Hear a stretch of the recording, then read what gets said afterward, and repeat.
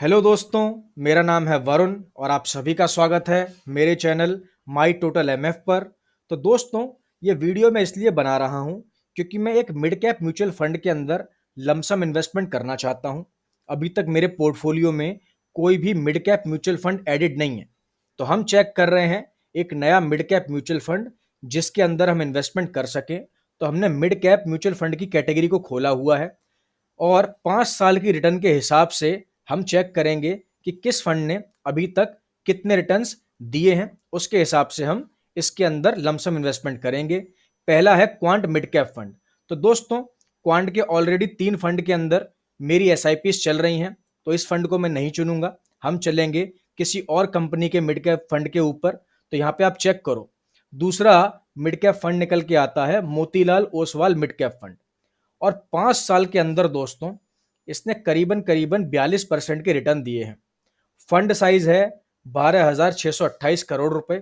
बहुत टाइम से ये पर्टिकुलर फंड चल रहा है, काम कर रहा है। फंड साइज देख के ही हमें पता लगता है और रिटर्न्स देख के भी हम ये चीज पता कर सकते हैं। तीसरा फंड आता है हमारे सामने Mahindra menu life mid cap fund. इसका फंड साइज अभी छोटा है, ठीक है ना। रिटर्न इसने करीबन करीबन 38% के दिए हैं। यहाँ पे आप चेक करो, चौथा जो फंड निकल के आता है वो है निप्पॉन इंडिया ग्रोथ फंड। और इसका साइज देखो, 30,800 करोड़ रुपए से ऊपर का है। 37% की रिटर्न अभी तक इसने अपने इन्वेस्टर्स को दी है। उसके बाद हम चेक करें तो हमें ईडल वाइज का मिड कैप फंड देखने को मिलता है। फंड साइज छोटा है लेकिन रिटर्न देखो, निप्पॉन इंडिया के आसपास की है 37% की। H D F C 70,000 crore रुपए का ये फंड साइज है दोस्तों, HDFC mid cap opportunities fund. और यहाँ पे आप रिटर्न चेक करोगे तो निकल के आती हैं करीबन करीबन 37%। तो अभी तक मुझे जो सबसे अच्छा फंड मिड कैप कैटेगरी में देखने को मिला है जिसमें मैं इन्वेस्टमेंट करने की सोच रहा हूँ, वो है Motilal Oswal mid cap fund. तो इसके ऊपर चलते हैं दोस्तों, इसकी हिस्ट्री को हम चेक करते हैं। NAV नेट एसेट वैल्यू जो इस फंड की चल रही है एज ऑफ 30 जुलाई 2024, वो चल रही है 113 रुपए 29 पैसे की। यानी कि अगर हम इसमें आज इन्वेस्टमेंट शुरू करते हैं तो हमें ये NAV मिलेगा। जब से ये फंड बना है तब से इस फंड ने करीबन करीबन 26% के रिटर्न दिए हैं अपने इन्वेस्टर्स को। इक्विटी फंड है ये और मिड कैप कैटेगरी में आता है। और यहाँ पे आप चेक करो, यहाँ पे हम चेक कर सकते हैं रेटिंग। अगर हम रेटिंग चेक करें तो 5 स्टार रेटिंग है। एक्सपेंस रेशो इसके अंदर काम करता है 0.61%। एग्जिट लोड है 1% का। Exit load of 1% if redeemed with in 1 year. तो अगर 1 साल के अंदर हम पैसा निकालेंगे तो 1% का हमें एग्जिट लोड देना पड़ेगा इस कंपनी को। फंड साइज है 12,628 करोड़ रुपए। कोई लॉक इन पीरियड नहीं है। इस फंड की जो एज है वो हो गई है 10 साल 5 महीने की।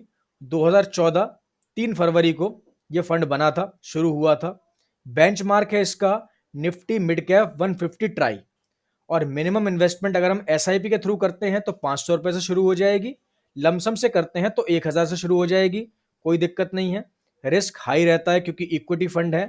Return taxed eight 20% if you redeem before 1 year. ये STCG और LTCG टैक्स हैं जो कि हमारी SIPs पर लगते हैं। यहाँ पे अगर हम चेक करें लमसम इन्वेस्टमेंट और लमसम इन्वेस्टमेंट, अगर हम इसमें, अब दिक्कत ये है कि मैं लमसम इन्वेस्टमेंट एक साथ नहीं कर सकता हूँ इस फंड के अंदर। तो मैं हर महीने जितना भी पैसा मुझे लगेगा कि मैं इस फंड के अंदर इन्वेस्ट कर सकता हूँ, उतना पैसा मैं 1 या 2 तारीख को इस फंड के अंदर इन्वेस्ट कर दिया करूंगा एज लमसम ही। SIP नहीं बना सकता क्योंकि मुझे नहीं पता कि मेरे पास पैसा बचेगा या नहीं। और SIP सिस्टमेटिक प्लान होता है, हर महीने डिडक्शन होती है। मैं नहीं चाहता किसी भी तरीके से वो बाधित हो। तो यहाँ पे मैं हर महीने जो पैसा मुझे एक्स्ट्रा लगेगा वो मैं इस फंड में डाल दूंगा। तो दोस्तों, हम नया इन्वेस्टमेंट करने जा रहे हैं Motilal Oswal mid cap fund direct growth के अंदर।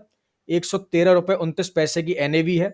इस फंड के अंदर इन्वेस्टमेंट करके इसकी और आगे की डिटेल मैं आपको आगे आने वाली वीडियो में बताऊंगा। थैंक यू दोस्तों।